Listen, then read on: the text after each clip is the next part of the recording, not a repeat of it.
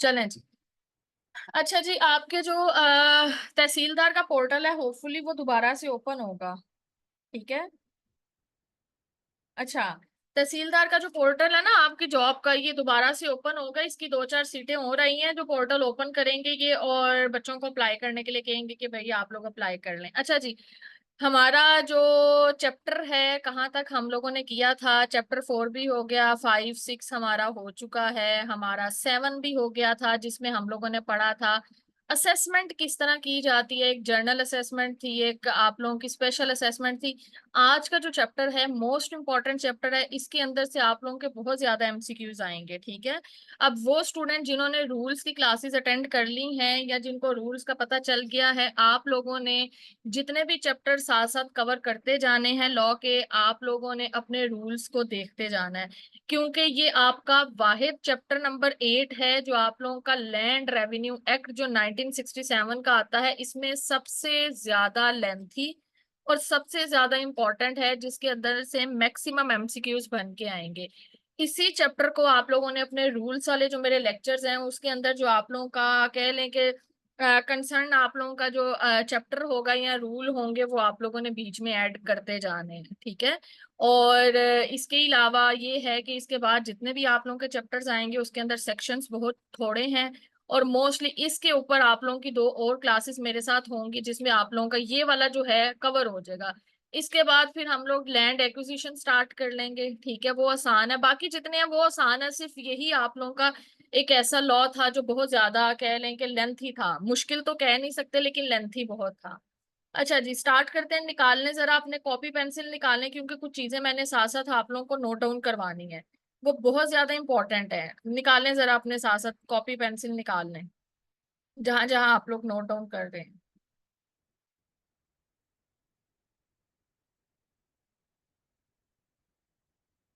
अच्छा जी, हमारे पास जो चैप्टर आता है, स्टार्ट करें, बताइएगा मुझे जरा। रेडी है?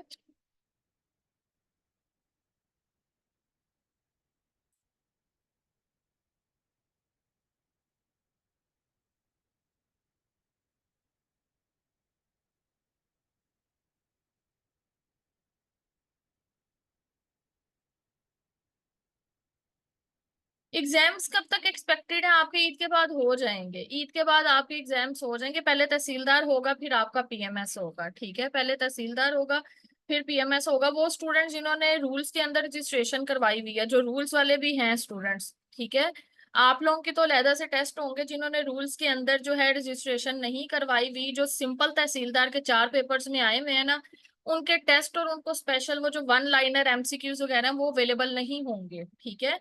आपके जो वन लाइनर और जितने भी इस तरह के टेस्ट वगैरह आते हैं वो सिर्फ उनके लिए अवेलेबल हैं जिन्होंने रूल्स के अंदर भी रजिस्ट्रेशन करवाई हुई है। चले, आज बाकी चीजें साथ साथ हम लोग करते रहेंगे। हम लोग स्टार्ट करते हैं। अच्छा जी, हमारे पास चैप्टर आता है, चैप्टर नंबर 8 आ गया। आप लोगों का चैप्टर नंबर 8 क्या कहता है? वो कहता है कलेक्शन ऑफ लैंड रेवेन्यू। अब यहाँ से अब आप लोगों ने समझना है, हम लोग लैंड रेवेन्यू कलेक्ट कर रहे हैं, किससे कलेक्ट कर रहे हैं? सबसे पहली बात तो ये है, हम लोगों ने लैंड रेवेन्यू कलेक्ट करना है। एक तो वो लोग आते हैं जिन्होंने अपनी जमीन के ऊपर एग्रीकल्चर कोई फसल उगाई हुई है। ठीक है। दूसरे वो लोग आते हैं जो कि डिफॉल्टर हैं। अब डिफॉल्टर की जो डेफिनेशन है वो आप लोगों को याद हो, हम लोगों ने अपने चैप्टर नंबर 1 के अंदर पढ़ी थी कि कौन से ऐसे लोग डिफॉल्टर कहलाएंगे जिनके ऊपर हुकूमत के कुछ वाजबात रहते होंगे, कुछ अदायगियां रहती होंगी जो हुकूमत को उन्होंने पे नहीं की, तो हुकूमत क्या करेगी, उनको डिफॉल्टर डिक्लेयर कर देगी कि भाई ये बंदा डिफॉल्टर है। अब जाहिर बात है वो डिफॉल्टर कह के अब उसको छोड़ा तो जा नहीं सकता कि भाई तुम्हें हुकूमत ने डिफॉल्टर कह दिया तुम रेस्ट करो, ऐसा नहीं होगा भाई। उस डिफॉल्टर से भी हुकूमत ने पैसे निकालने हैं। अब वो पैसे कैसे निकालेंगे?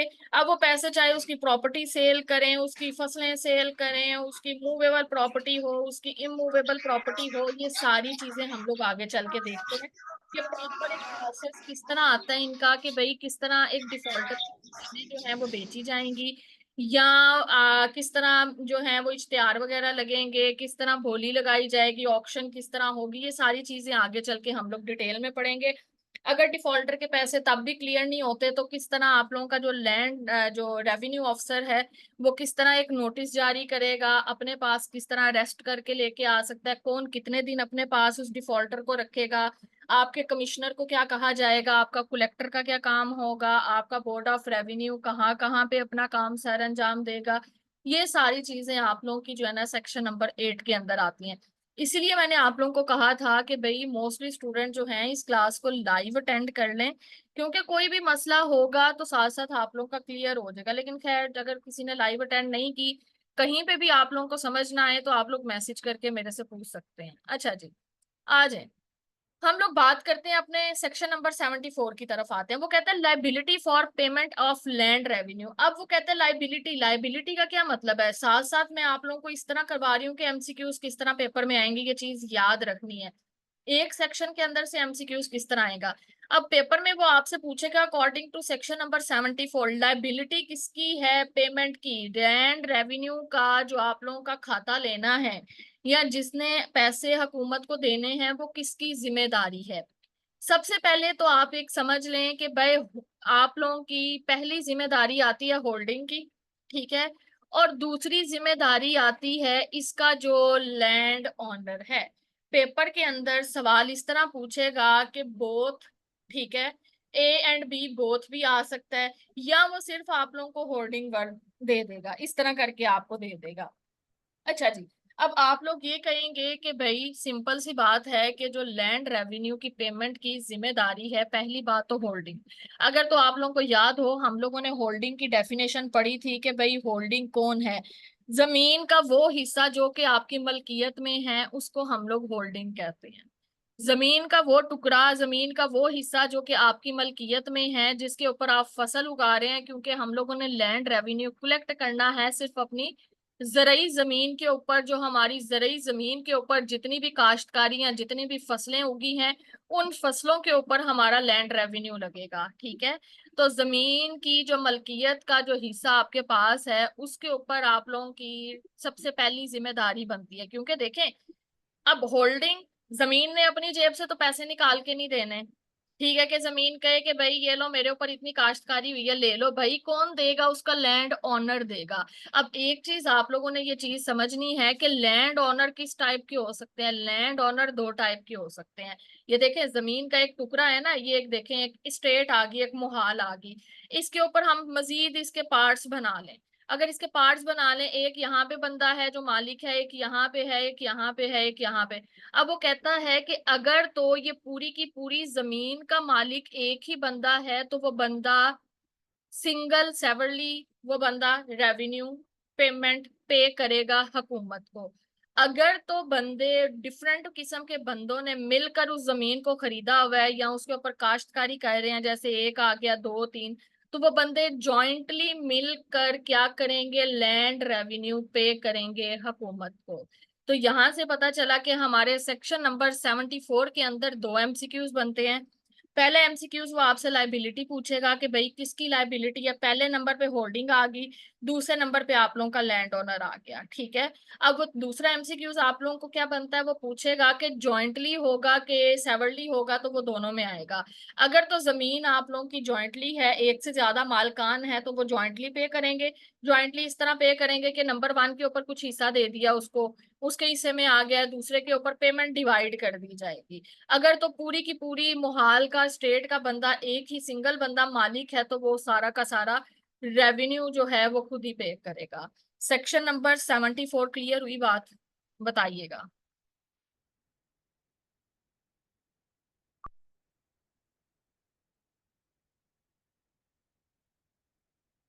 साथ साथ मुझे बताते जाना, क्लियर होती जा रही हैं चीजें।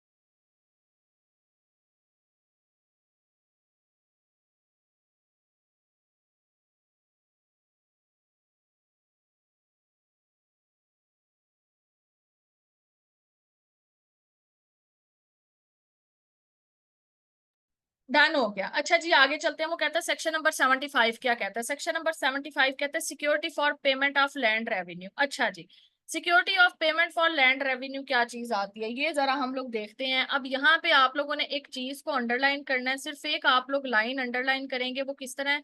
Shall be the first charge upon the rent profit produce their of. यानी वो आपसे ये कहता है कि अगर एक बंदा है वो डिफॉल्टर डिक्लेयर हो गया, हसनैन की बात कर लेते हैं, हसनैन को हुकूमत ने डिफॉल्टर डिक्लेयर कर दे के हसनैन ने वाजबात पे नहीं किए। अब थोड़ा अरसा गुजरा है, ठीक है, थोड़ा अरसा गुजरा, ये जमीन है, ठीक है, और ये लगा लें कि हसनैन की जमीन है। यहाँ से एक बंदा उठ के आ गया कि भाई हसनैन ने मेरे भी पैसे देने हैं। यहाँ पे हसनैन के पास क्या आ गया भाई, बिल्स वगैरह आ गया कि उन्होंने बिल्स वगैरह भी पे करने हैं। यहाँ पे एक और खर्चा आ गया कि हसनैन ने रेंट भी पे करना है। अब आप एक चीज देखें कि वो पहले क्या चीज पे करेगा।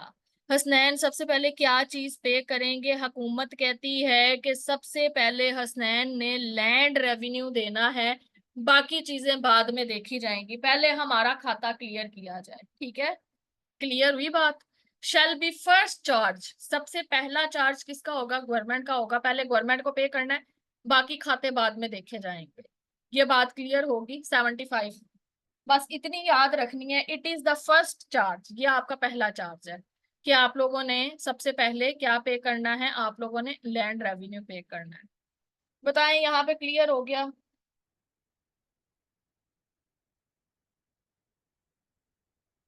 मुझे साथ साथ बताते जाएंगे तो मैंने चलना है, क्योंकि इस तरह रात हो जानी है आप लोगों को करवाते करवाते।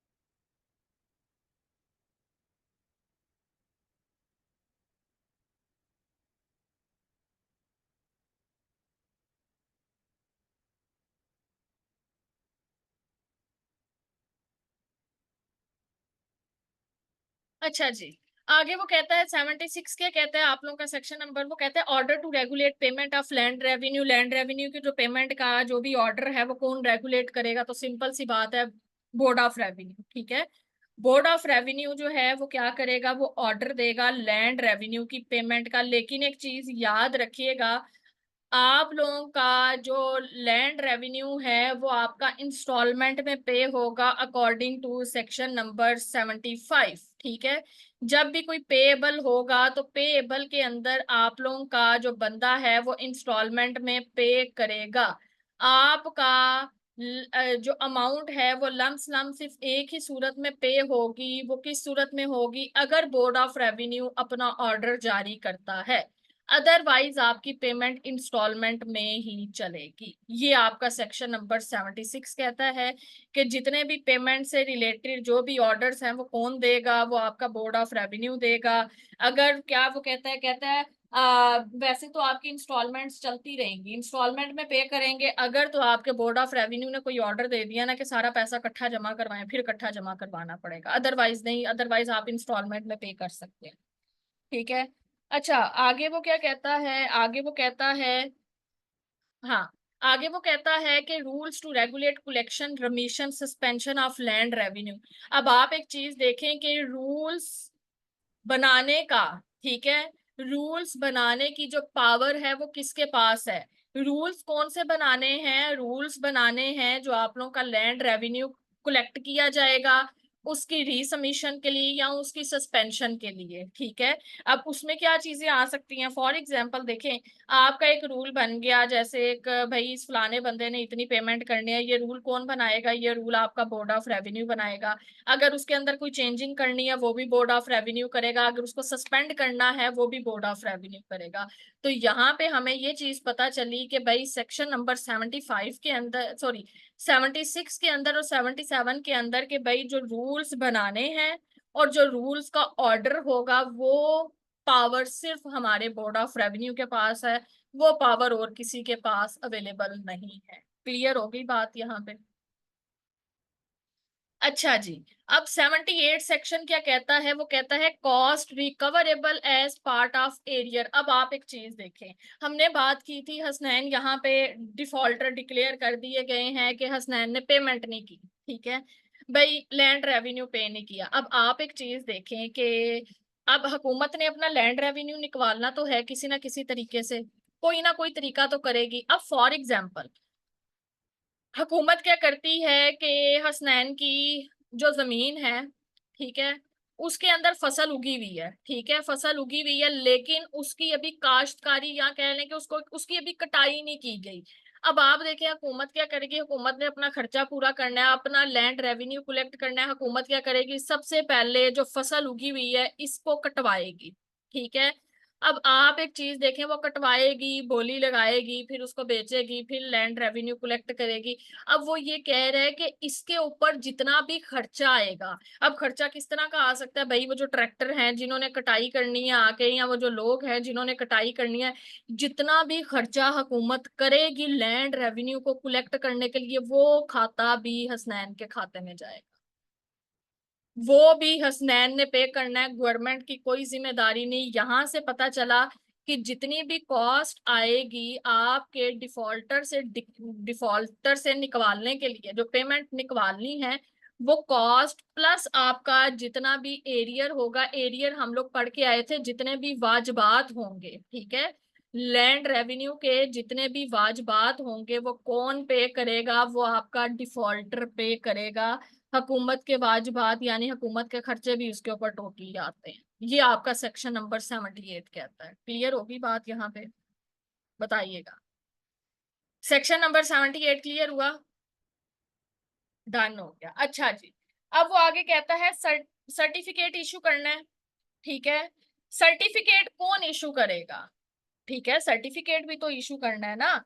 अगर किसी को डिफॉल्टर डिक्लेयर कर दिया है या कुछ भी है, certificate to be evidence as a arrear, arrear के लिए डिफॉल्टर को जो सर्टिफिकेट इशू किया जाएगा वो आपका रेवेन्यू अफसर करेगा, ठीक है। ये चीज याद रखनी है, उस सर्टिफिकेट के ऊपर आपके रेवेन्यू अफसर के दस्तखत हों। ये सेक्शन नंबर 79 कहता है कि भाई जो डिफॉल्टर को आपका सर्टिफिकेट इशू होगा कि भाई इतने वाजबात तुमने पे करने हैं, वो कौन करेगा, वो आपका कौन करेगा, आपका रेवेन्यू अफसर करेगा।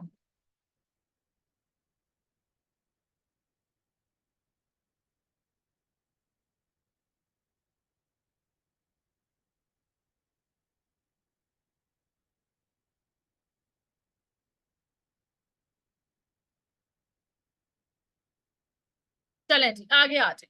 आगे वो कहता है 80। अब आपका 80 सेक्शन के साथ आप लोगों के आगे सारे सेक्शन कवर हो जाने हैं। 80 सेक्शन को बहुत ध्यान से सुनना है, आगे के जितने सेक्शंस हैं वो सारे आपके 80 के सेक्शन में आ जाने हैं। देखें, अब हम लोगों ने पढ़ना है प्रोसेस। प्रोसेस किस चीज का पढ़ना है? हम लोगों ने पढ़ना है रिकवरी। रिकवरी जो भी वाजबात हैं, जो भी एरियर्स हैं, उसकी रिकवरी का प्रोसेस क्या होगा। अब देखें, पहले नंबर पे ए है, बी है, सी है, डी है, ई है, एफ, जी आ गया, एच आ गया। देखें ये टोटल कितने आ गए आप लोगों के, 1 2 3 4 5 6 7 8, यानी आपके 8 अगले सेक्शन इसके अंदर कवर हो जाएंगे। तो इसीलिए ये बहुत ध्यान से आप लोगों ने सुनना है। वो कहता है सबसे पहले क्या किया जाएगा, एक डिमांड नोटिस इशू किया जाएगा डिफॉल्टर को, ठीक है। क्या इशू किया जाएगा? एक डिमांड नोटिस इशू किया जाएगा। किसको? आपका जो डिफॉल्टर है उसको इशू किया जाएगा, और इशू करके ये कहा जाएगा कि भाई हम आपको 20 दिन की मोहलत देते हैं, ठीक है। आपका लैंड रेवेन्यू, ये जो आपका रेवेन्यू अफसर था, इसने किया ना एक सर्टिफिकेट इशू। अब वो क्या कहेगा, कहेगा कि भाई मैं आपको 20 दिन का वक्त देता हूँ, 20 दिन के अंदर अंदर अपनी पेमेंट जमा करवा दें, नहीं तो आपके खिलाफ कानूनी कार्रवाई की जाएगी। ये बात कहते हुए वो एक डिमांड नोटिस इशू कर देगा, किसको? डिफॉल्टर को। अगर 20 दिन के बाद 20 दिन गुजर जाते हैं, आपके डिफॉल्टर के पास पैसे नहीं होते, वो पैसे जमा नहीं करवाता, तो क्या किया जाएगा? उसको अरेस्ट किया जाएगा और उसको अपने पास रख लिया जाएगा। क्या किया जाएगा? उसको अरेस्ट किया जाएगा। नंबर ऑफ डेज फिक्स है, आगे चल के मैं पढ़ा रही हूँ, अभी सिर्फ मैं आप लोगों को हाइलाइट्स दे रही हूँ। आगे जाके सेक्शन नंबर 81, 2, 3 ये सारे मैं डिटेल से पढ़ाऊंगी। ये देखे नीचे आपका पूरा का पूरा उसने लिखा हुआ है 20 डेज, ये मैंने नीचे हाईलाइट किया है अली, 20 डेज हाईलाइट की है मैंने।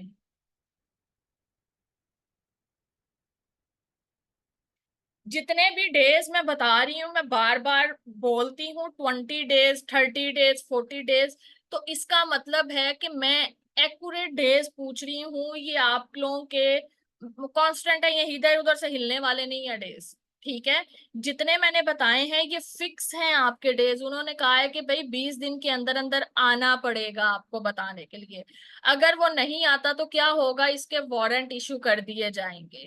क्या किया जाएगा, इसको अरेस्ट किया जाएगा। अब अरेस्ट करके क्या कुछ करना है वो चीजें मैं आगे बताऊंगी आप लोगों को, लेकिन यहाँ पे आप लोगों ने समझना है।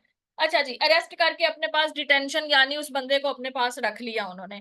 अंडर सेक्शन 82 देखें, इसका 82 सेक्शन आ गया। यहाँ पे हम लोग डिटेल पढ़ लेंगे कि किस बंदे ने अपने पास कितनी देर के लिए बंदे को रखना है, कौन कितनी देर के लिए रखेगा। अच्छा जी, फिर क्या किया जाएगा, फिर ये किया जाएगा कि भाई उसकी जो मूवेबल प्रॉपर्टी है, मूवेबल प्रॉपर्टी के अंदर क्या आता है, मूवेबल प्रॉपर्टी के अंदर उसका ट्रैक्टर आ सकते हैं, ठीक है, उसकी फसल आ सकती है जो कटी हुई है या जो कट गई हुई है। एक फसल वो होती है जो अभी कटाई नहीं की होती, अभी खड़ी फसल होती है जिसकी कटाई नहीं होती। दूसरी वो फसल होती है जिसकी कटाई तो होगी होती है लेकिन उसको बेचा नहीं गया होता। हुकूमत क्या करेगी, उसको सेल करने का ऑर्डर दे देगी, कह देगी कि भाई बंदे की प्रॉपर्टीज ये जो है ना ये सॉरी मूवेबल प्रॉपर्टीज की सेल कर दो। ठीक है। अच्छा जी, अब सेल करने के बाद क्या होगा, दो ऑप्शन आप लोगों को मजीद आगे दी जाएंगी। वो कहेगा या तो आप इसको ट्रांसफर कर सकते हो या इसको अटैचमेंट में दे दो। ठीक है, ट्रांसफर करोगे तो वो कहता है कि भाई ट्रांसफर आप कितनी देर के लिए कर सकते हो, ट्रांसफर आप लोगों ने करनी है, आगे चल के हम पढ़ेंगे 10 दिन और सॉरी 10 साल और 15 साल के लिए हम देखेंगे कि जो ट्रांसफर की जाती है वो आपकी 10 साल के लिए की जाती है, यानी काश्तकारी के लिए किसी को आगे ठेके पे दे देना कि भाई तुम इसके ऊपर 10 साल के लिए फसल उगाओ और हमारा हमें रेवेन्यू पूरा करके दे दो। ठीक है, या अटैचमेंट के लिए, अटैचमेंट में ये होता है कि आप लोगों के जो कलेक्टर होते हैं वो ये करते हैं कि भाई जमीन तो बड़ी सौखी है, जमीन तो बड़ी अच्छी है, एक काम हम ये करते हैं, हमने किसी को जो ठेके पे देनी है हम खुद ही अपने पास रख लेते हैं, 5 साल के अंदर अंदर हुकूमत को लैंड रेवेन्यू पूरा करके इनका दे देंगे, इनके वाजबात अदा कर देंगे और बीच में से पूरा खाता हम खुद खाएंगे। ये दो तरीके, दो ऑप्शन आते हैं इनके पास। ठीक है, इसके बाद अगर ये भी नहीं किया तो हुकूमत क्या कर देगी, हुकूमत अनल कर देगी इसको। अच्छा, अनलमेंट का क्या मतलब है, अनलमेंट का मतलब होता है मनसूख करना किसी चीज को, ऐसी बात है। अनलमेंट का मतलब क्या है, मनसूख करना, लेकिन यहाँ पे हम अनलमेंट को मनसूख करना नहीं कहेंगे, हम लोग कहेंगे रीअसेसमेंट। अगर आप लोगों का डिफॉल्टर उठकर आता है और वो ये कहता है कि मेरी जो फसल है, जो आप लोगों ने यहाँ पे बोली लगाई है, जो कुछ किया है, ये मेरा, कोई भी वो गलती कह देता है कि भाई ये मेरा एक्यूरेट नहीं हुआ, इधर से कम किया है, इधर से ज्यादा किया है, तो हुकूमत क्या कहेगी, हुकूमत अनलमेंट को ऑर्डर दे देगी अनलमेंट का कि भाई आप रीअसेसमेंट करवा दें। ठीक है, रीअसेसमेंट करवा लें और लास्ट पे वो कहेगी कि भाई सेल कर दें, एंड पे वो कहेगी रीअसेसमेंट करें और सेल करें।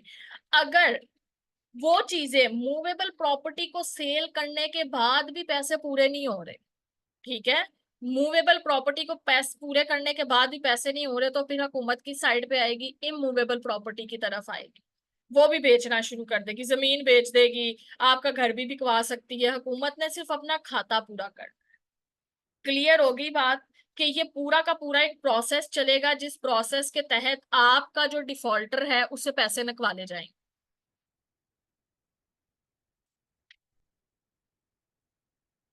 अब यहाँ बताएंगे प्रोसेस किस किस को समझ आया।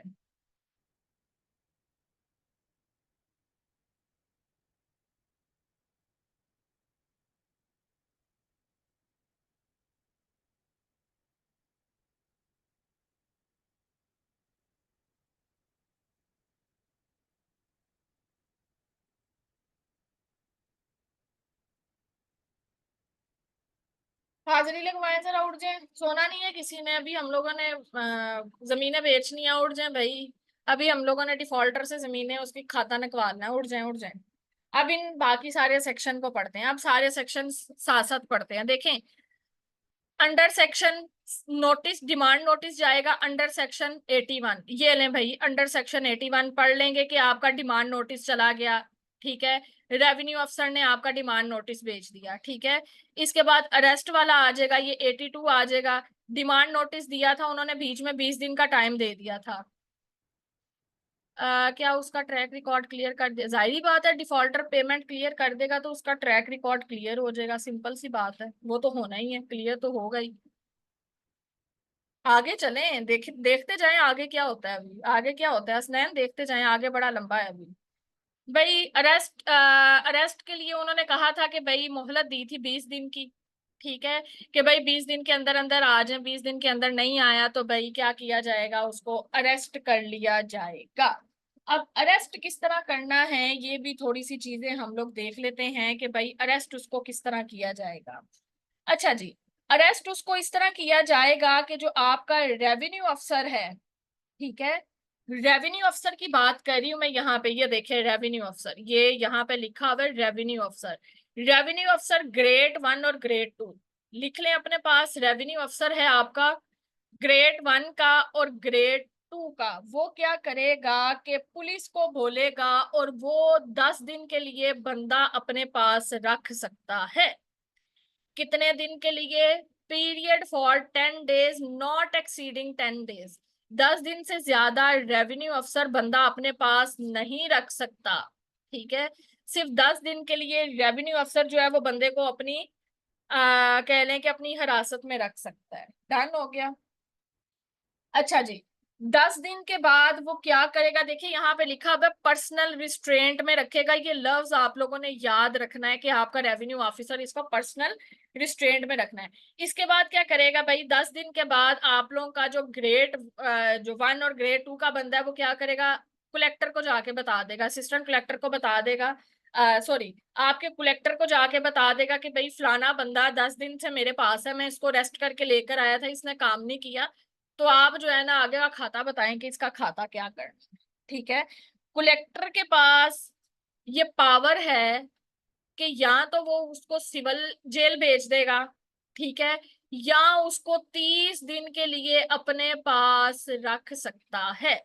दो चीजें हैं, या तो उसको अपने पास रखेगा, ठीक है, या तो उसको जेल में भेज देगा डिफॉल्टर को। ये कलेक्टर के पास पावर है। मैं दोबारा से चीजें बताने लगी हूँ, दोबारा से चीजें कुछ यूं बताने लगी हूँ। डिफॉल्टर को अरेस्ट कर लिया, जो आप लोगों का AC 1 है, रेवेन्यू अफसर असिस्टेंट कलेक्टर 1 ग्रेड 1 का जो बंदा है, उसने पुलिस को बताया, पुलिस लेकर आ गई, इसने 10 दिन के पास बंदा अपने पास रख लिया। जब बंदा अपने पास रख लिया इसने, तो 10 दिन के बाद इसने किसको बता दिया, इसने जाके कलेक्टर को बता दिया कि फलाना बंदा मैंने उठाया है, 10 दिन से मेरे पास पर्सनल रिस्ट्रेंट में है, अब आप आगे का ऑर्डर इशू करें कि इस बंदे के साथ क्या सलूक करना है। एक ये कहानी है। दूसरी कहानी ये है कि अगर आप लोगों का AC 2 बंदा लेकर आता है, ठीक है, AC 2 यानी रेवेन्यू अफसर ग्रेड 2 का बंदा लेकर आता है, तो वो उसको 24 घंटे से ज्यादा अपने पास नहीं रख सकता। उस बंदे ने 24 घंटे गुजरने के फौरन बाद किसको खबर देनी है, उसने कलेक्टर को बताना है कि भाई मैंने एक बंदा पकड़ा है, ठीक है, जो कि 24 घंटे से मेरी हिरासत में है। अब आगे का काम आप जाने कि इस बंदे के साथ क्या सलूक करना है। आगे जब बात कलेक्टर के ऊपर आ जाएगी, कलेक्टर या तो उसको 30 दिन के लिए अपने पास रखेगा या तो उसको जेल में भेज देगा।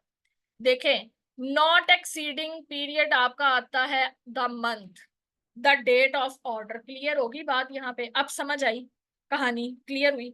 बताइएगा मुझे।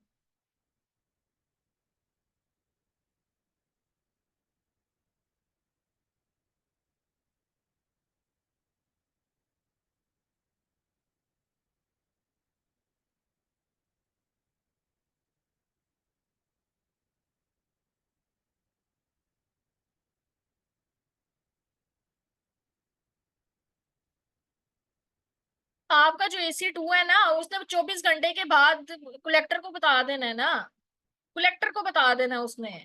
वो बीच में रेवेन्यू अफसर के पास नहीं जाएगा, वो रेवेन्यू अफसर के पास नहीं जाएगा, आपका AC1 भी कलेक्टर के पास जाएगा, AC2 भी कलेक्टर के पास जाएगा। बात ये है कि AC1 10 दिन अपने पास रख सकता है, लेकिन AC2 आपका सिर्फ 24 घंटे के बाद बता देगा। उसके पास 24 घंटे का टाइम है, उसके पास इतनी पावर नहीं है कि वो अपने किसी को अपने पास पर्सनल रिस्ट्रेंट में रख सके। ठीक है, ये आप लोगों की कहानी है। चलें जी, आगे चलते हैं। बस ये अब मुश्किल था, आगे फिर आसान आ गया। एक मुश्किल आता है, एक आसान आता है, ये चीजें जाने दें आगे, ये कुछ भी नहीं है आपके पढ़ने वाला। ठीक है, अच्छा जी, आगे आज distress and sale of immovable property और क्रॉप्स। ठीक है, अब भाई उसकी इमूवेबल प्रॉपर्टी और उसके क्रॉप्स को क्या किया जाने लगा है, सेल किया जाने लगा है। ठीक है, जाहिर बात है बंदे को कलेक्टर ने या तो जेल में भेजेगा या उसको अपने पास रखेगा। जाहिर बात है ऑर्डर तो उसने आगे इशू करना है। अब उसने क्या किया कि सेल का कह दिया कि भाई क्या किया जाए, इसकी जितनी भी मूवेबल प्रॉपर्टी है, ठीक है, जितनी भी मूवेबल प्रॉपर्टी है, जमीन को सेल नहीं करना, बाकी सब चीजों को सेल के ऊपर लगा दिया जाए। ये देखें कौन कौन सी चीजें सेल पे लगेंगी। ये uncut ungathered crops of the defaulter, जमीन नहीं बिकेगी, मूवेबल प्रॉपर्टी चाह रही है। ठीक है, ये चीज याद रखनी है। Sold by order of revenue officer. Clear होगी बात, इसमें कोई पूछने वाली बात?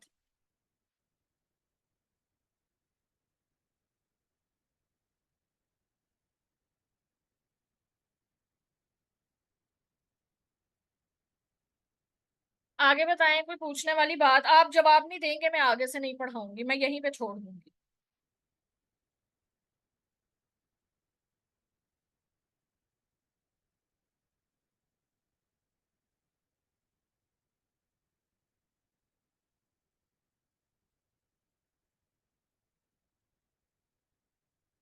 अच्छा जी, आगे चलें। आगे वो कहता है कि सेल के लिए उसने बता दिया। आगे अब बात कहानी आती है आपकी ट्रांसफर ऑफ होल्डिंग की। ठीक है, एक ट्रांसफर है और एक अटैचमेंट है। आपको आगे उसने दो ऑप्शन देनी है। ठीक है, दो ऑप्शन किस तरह देगा, जरा ये दो ऑप्शन देख लें कि भाई दो ऑप्शन किस तरह आती है। ठीक है, दो ऑप्शन वो इस तरह देगा, वो कहेगा या तो प्रॉपर्टी को हम लोग क्या कर देते हैं, ट्रांसफर कर देते हैं, होल्डिंग को, जमीन को, या तो हम लोग अपने पास अटैच कर लेते हैं। ठीक है, अच्छा अब ट्रांसफर किस तरह की जाएगी? ट्रांसफर इस तरह की जाएगी कि आपका ये कहा जाएगा कि भाई एक काम करते हैं कि किसी को प्रॉपर्टी ट्रांसफर कर देते हैं, कोई बंदा आया, ठीक है। अब ना कंडीशंस भी देखें आप, कंडीशंस भी इसके ऊपर लगेंगी। सबसे पहले कंडीशन देखें, हसनैन डिफाल्टर थे, ठीक है। थोड़े दिनों बाद भाई नवीदा आ गई हैं। नवीदा ने आकर कहा कि भाई मैं ये जमीन आप मेरे नाम पे ट्रांसफर कर दें, मैं आपको रेवेन्यू पूरा करके दे दूंगी।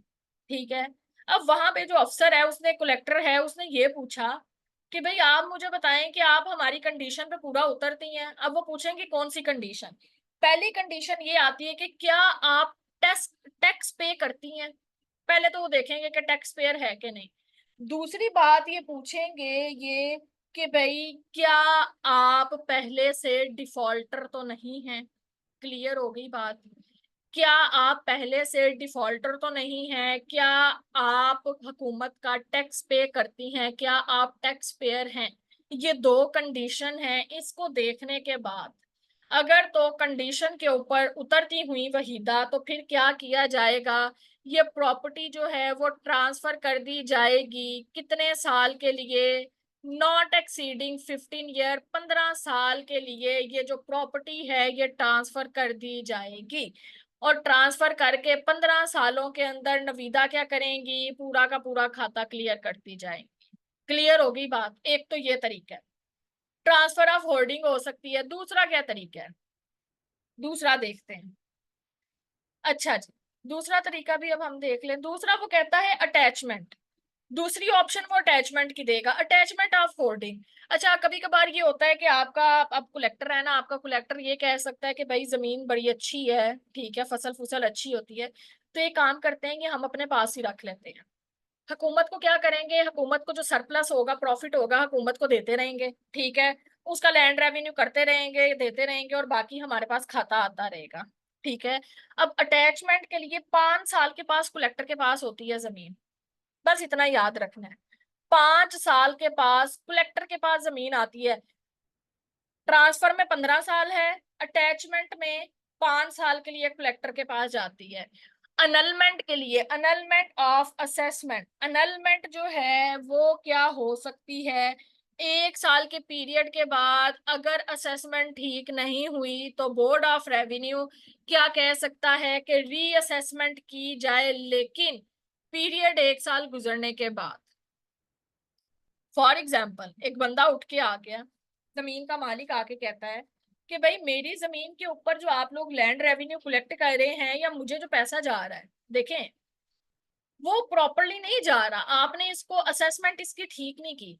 बोर्ड ऑफ रेवेन्यू क्या करेगा, बोर्ड ऑफ रेवेन्यू ये करेगा कि 1 साल, मैक्सिमम 1 साल गुजरेगा, 1 साल के बाद वो जमीन को अनल कर सकता है, यानी रीअसेसमेंट के लिए कह सकता है, ठीक है। और वो रीअसेसमेंट जब हो जाएगी तो फिर क्या किया जाएगा, 10 साल के लिए। रीअसेसमेंट के बाद नॉट बी लॉन्गर 10 years, 10 साल के बाद दोबारा उस जमीन को काश्तकारी के लिए दे दिया जाएगा कि भाई इसके ऊपर काश्तकारी की जाए और हुकूमत का जो है लैंड रेवेन्यू पूरा किया जाए। क्लियर हो गई बात? ये 3-4 चीजें याद रखनी है कि ट्रांसफर में 15 साल है, और अटैचमेंट पे 5 साल है, अनलमेंट में आपका कितने साल है, 10 साल आता है। लेस देन 1 मिनट रह गया है, मीटिंग को दोबारा से ज्वाइन करना है आप लोगों ने, ठीक है। यहां तक क्लियर हो गया? सेक्शन नंबर 86 तक किसको समझ में आ गई हैं बातें? जल्दी से हाजिरी लगवा दें, सेक्शन नंबर 86 क्लियर हो गया? लेस देन 1 मिनट रह गया, दोबारा से ज्वाइन करेंगे।